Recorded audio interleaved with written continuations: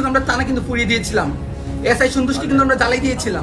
ছাত্র দলের কিছু নেতারা তার উপর হামলা করে তাকে বানিয়াচং থানা জ্বালিয়েছি, এসআই সন্তোষকে পুড়িয়েছি বলে থানায় ওসির সামনে বসে হুমকি দেওয়া বৈষম্য বিরোধী ছাত্র আন্দোলনের হবিগঞ্জ জেলা শাখার সদস্য সচিব মাহাদি হাসান বেদম মার খেয়েছেন।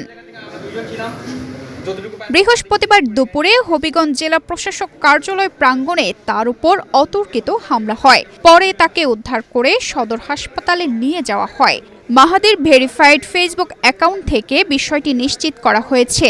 ওই ভিডিওতে বলতে শোনা যায় মাহাদি হাসানের উপর ছাত্রদলের নেতাকর্মীরা হামলা করেছে। এদিকে হামলার সত্যতা নিয়ে হবিগঞ্জ সদর মডেল থানার ওসি জাহিদুল হক বলেন, কতিপয় দুষ্কৃতিকারী মাহাদিকে কিল, ঘুষি ও লাথি মেরেছে। একটার দিকে সংবাদ পেয়েছি যে বৈষম্য ছাত্রদের হবিগঞ্জ জেলা শাখার সদর সচিব মাহাদি হাসান হবিগঞ্জ ডিসি মহোদয়ের অফিসের সামনে রাস্তার মধ্যে কতিপয় লোকজন তাকে মারপিট করেছে, তাকে কিল ঘুষি দিয়েছে এবং লাথি দিয়েছে। সংবাদ পেয়ে আমি গেছি।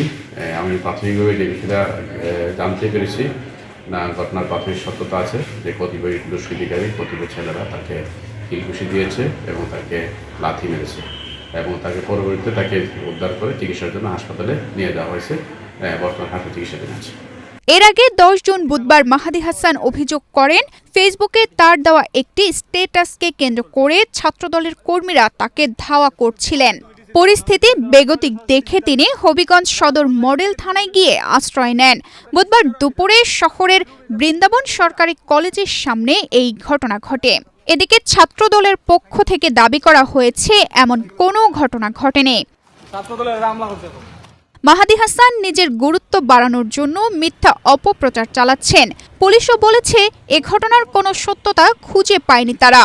এদিকে গতকাল বুধবার ধাওয়া দেওয়ার বিষয়ে জানতে চাইলে গণমাধ্যম কর্মীদের মাহাদি জানান, সম্প্রতি নিজের ফেসবুক আইডিতে দেওয়া রাজনৈতিক স্ট্যাটাস নিয়ে তাকে লক্ষ্য করে এই ঘটনা ঘটে। তাকে নির্মমভাবে এখানে মারধর করে তার এই যে শরীরের অবস্থা, আমরা তাকে এখন হাসপাতালে নিয়ে আসছি। ওই স্ট্যাটাসে তিনি সাবেক রাষ্ট্রপতি জিয়াউর রহমানকে নিয়ে সমালোচনা করেন। বিষয়টি জেলা ছাত্রদলের কিছু নেতাকর্মী সহজভাবে নেননি। তানজিদা রহমান।